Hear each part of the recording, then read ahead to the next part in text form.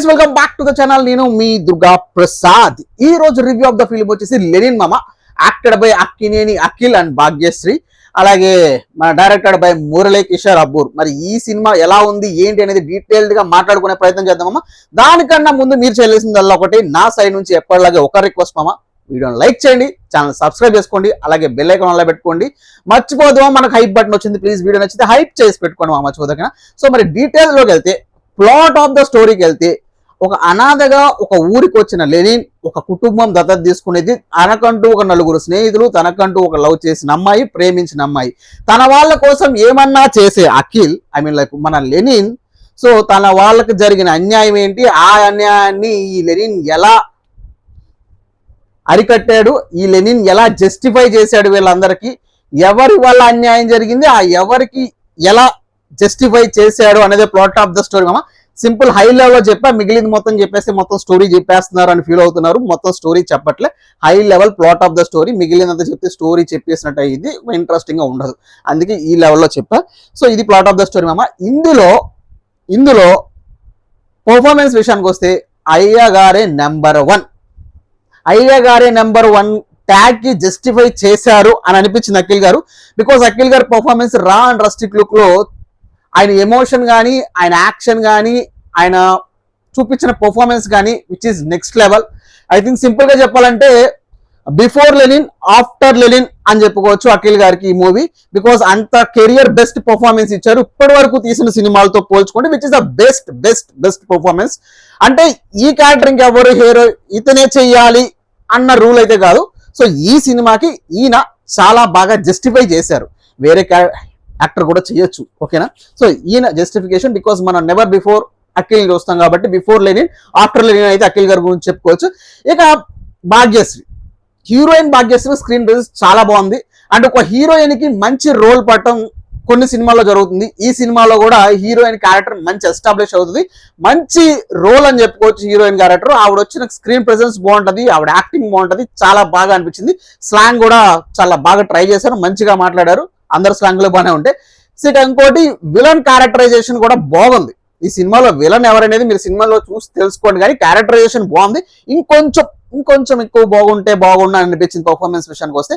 And ఇంకోటి శివాజీ గారికి కూడా ఆఫ్టర్ బిగ్ బాస్ తర్వాత ఈయన చేసే ప్రతి ఒక్క క్యారెక్టర్ చాలా బాగా వర్కౌట్ అవుతుంది.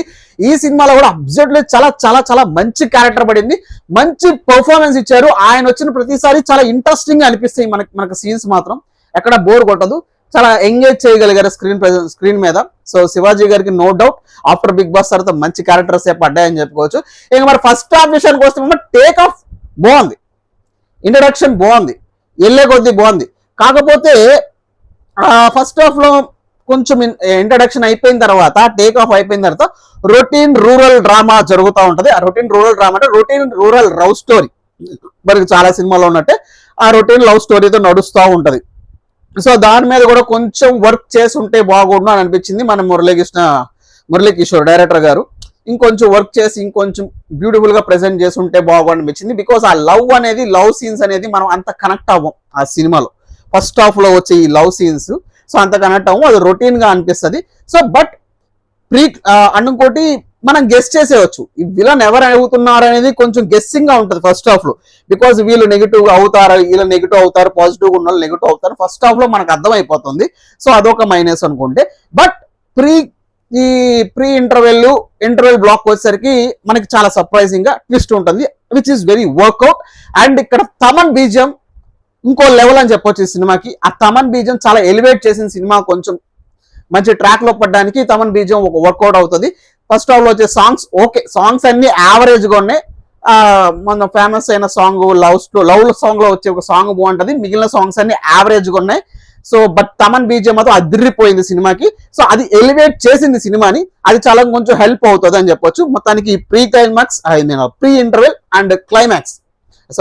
ఇంటర్వెల్ అండ్ ఇంటర్వెల్ దగ్గర మాత్రం మనకి ట్విస్ట్ అనిపిస్తుంది, చాలా ఎంగేజింగ్ అనిపిస్తుంది. నెక్స్ట్ సెకండ్ హాఫ్ మీద క్యూరియాసిటీ పెరుగుతుంది, ఎక్సైట్మెంట్ పెరుగుతుంది సెకండ్ హాఫ్ మీద, ఇట్స్ ఈస్ నో డౌట్.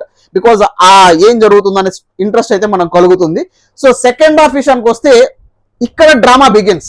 చాలా బాగుంది స్క్రీన్ ప్లే, చాలా బాగుంది రైటింగ్ అని మాత్రం చెప్తాం.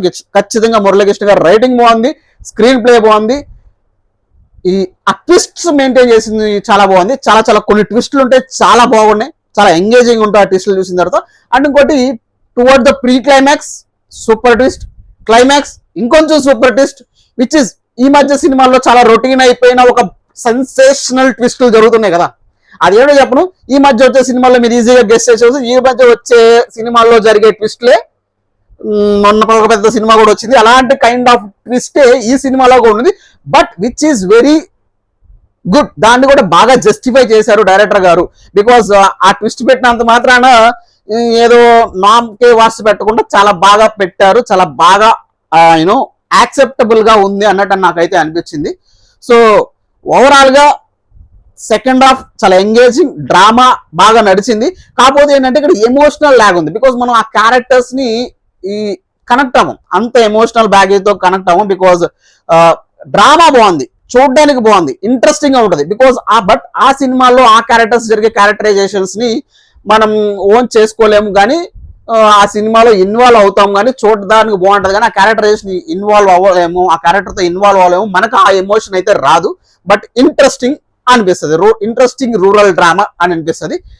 సింపుల్ గా చెప్పాలంటే ఇది కూడా ప్లాట్ ఏమో ఒక revenge revenge revenge revenge revenge rural drama అని చెప్తామా నేనైతే.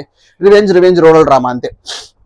సో ఎమోషనల్ సీన్స్ చెప్పారు కదా, అవి కొంచెం యాక్ట్ అయితే పడుతుంది. ఇంకోటి ఏంటంటే ప్రతిదానికి మహాభారతాన్ని సింక్ చేస్తూ, బికాజ్ ఆ ఊరికి ఆ మహాభారతానికి ఆ జాతరకి కనెక్షన్ ఉంది కాబట్టి ప్రతి ఒక్క క్యారెక్టర్ ని మహాభారతంతో పోల్చారు.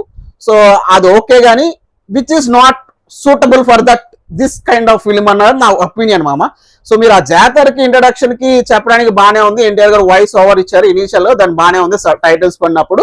సో ఆ ఊరి కాదని ఆ ఊరి జాతరకి రూట్ ఏంటి, కాజ్ ఏంటో చెప్పగలిగారు, కానీ సినిమాలో ఉన్న క్యారెక్టర్ ని మహాభారతం కింద చెప్పే అంత సినిమా సీన్ లేదు అని నాకు అనిపించింది. బికాస్ ఒక ఎక్కువ క్యారెక్టర్స్ లేవు, ఒక క్యారెక్టర్ ప్రతి క్యారెక్టర్ కి జస్టిఫికేషన్ జరిగే అంత కాదు, కానీ ఓకే ఒక రివెంజ్ రూరల్ డ్రామా అని మాత్రం చెప్పొచ్చు.